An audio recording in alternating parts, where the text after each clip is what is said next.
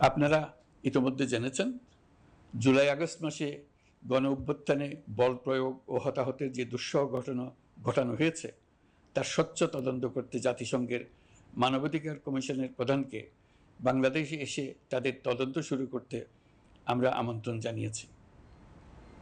তদন্তের এই প্রক্রিয়া এই সপ্তাহে শুরু হবে। তাদের প্রথম দল ইতিমধ্যে এসে গেছে।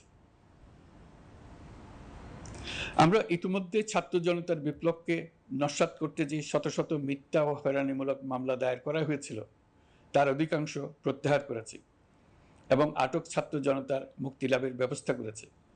পর্যায়ক্রমে মিথ্যা ও গায়েবী সকল মামলার ক্ষেত্রে অনুরূপ ব্যবস্থা গ্রহণ করে মানুষকে দুঃসহ ভোগান্তি থেকে মুক্ত করা হবে। ন্যায় বিচার নিশ্চিত করতে গণ অভ্যুত্থানের সকল শহীদ পরিবারকে পুনর্বাসন করবে। সকল আহত শিক্ষার্থী ও জনতার চিকিৎসার সম্পূর্ণ ব্যয় সরকার বহন করবে।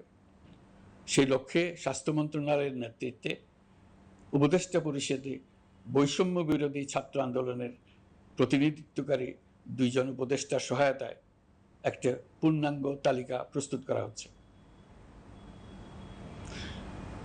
এই কার্যক্রমের জন্য এবং গণ অভ্যুত্থানের শহীদদের স্মৃতি ধরে রাখতে সরকার অতি দ্রুত জুলাই গণহত্যা স্মৃতি ফাউন্ডেশন নামে একটি ফাউন্ডেশন প্রতিষ্ঠা করার প্রক্রিয়ার শেষ পর্যায়ে এনেছে। আপনাদের সবার এবং বিদেশে অবস্থানরত ভাই বোনদের অনুদান এই প্রতিষ্ঠানে পাঠানোর জন্য অনুরোধ করছি। আমি ব্যক্তিগতভাবে এই প্রতিষ্ঠানের চেয়ারম্যানের পদ গ্রহণ করেছি।